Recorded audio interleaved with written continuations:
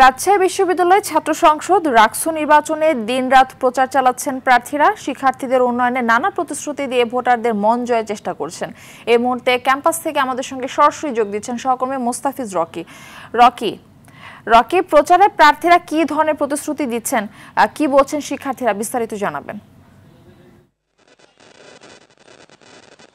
Murphy, আজকে চতুর্থ দিনের মতো রাকসু নির্বাচনের যারা প্রার্থীরা রয়েছেন তারা কিন্তু প্রচারণা চালিয়ে যাচ্ছেন। এখন রাজশাহী বিশ্ববিদ্যালয়ে যে পরিবহন মার্কেট রয়েছে একেবারেই প্রার্থীদের প্রচারণায় কিন্তু জমজমাট যে অবস্থা সেটি কিন্তু বিরাজ করছে এবং যারা প্রার্থী রয়েছেন তারা কিন্তু নানান ধরনের যে প্রতিশ্রুতি তারা সেটি দিচ্ছেন। বিশেষ করে আবাসন সংকট, পাশাপাশি নিরাপত্তা এবং সাইবার বুলিং প্রতিরোধে তারা কাজ করবেন।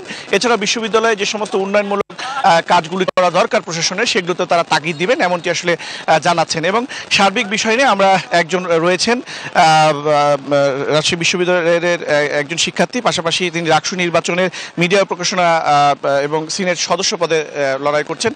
একটু জানাবেন যে নির্বাচনী পরিবেশটি কেমন? আচ্ছা, নির্বাচনী পরিবেশ এখনো পর্যন্ত মোটামুটি ভালোই আছে, তবে বেশ কিছু সংগঠনকে আমরা দেখতে পাচ্ছি তারা আচরণবিধি লঙ্ঘন করছে। তারা বিভিন্ন জায়গায় যে বিরিয়ানি পার্টি, মুড়ি পার্টি তারা এগুলো দিচ্ছে। তবে আমরা চাই যে এখানে টাকার খেলা না হোক, এখানে শিক্ষার্থীরা একজন প্রার্থীর যোগ্যতা থেকে ভোট দিক। এই বিশ্ববিদ্যালয় কোনোটা পলিটিক্যাল ইনস্টিটিউট না হয়ে বিশ্ববিদ্যালয়টা একাডেমিক ইনস্টিটিউট হবে, এটাই হচ্ছে আমাদের চাবি। আমি মিডিয়া ও প্রকাশনা সম্পাদক করে দাঁড়িয়েছি, আমার ব্যালট নাম্বার 7। আমি একজন ভোটারদের কাছে যাচ্ছি এবং ভোটারদের কাছে বেশ ভালোই সাড়া পাচ্ছি। আশা করছি যদি সুষ্ঠু নির্বাচন হয় আমি জয়লাভ করব। ধন্যবাদ।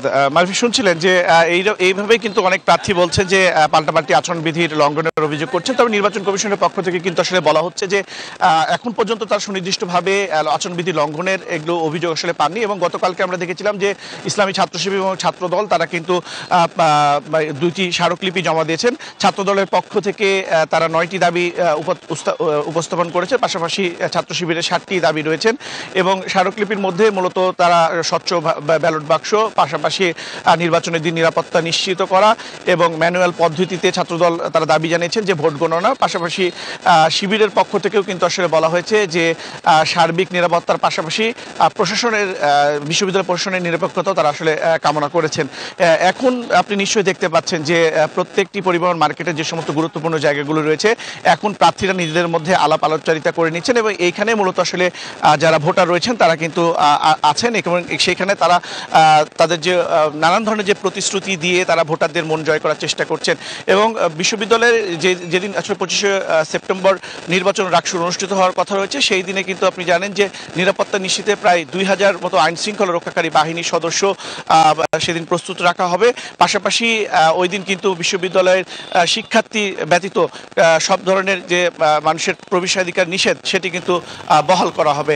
এখন পর্যন্ত যদি কথা বলি তো মারফি, জমজমাট অবস্থা বিরাজ করছে রাজশাহী বিশ্ববিদ্যালয়ে। ধন্যবাদ আপনাকে।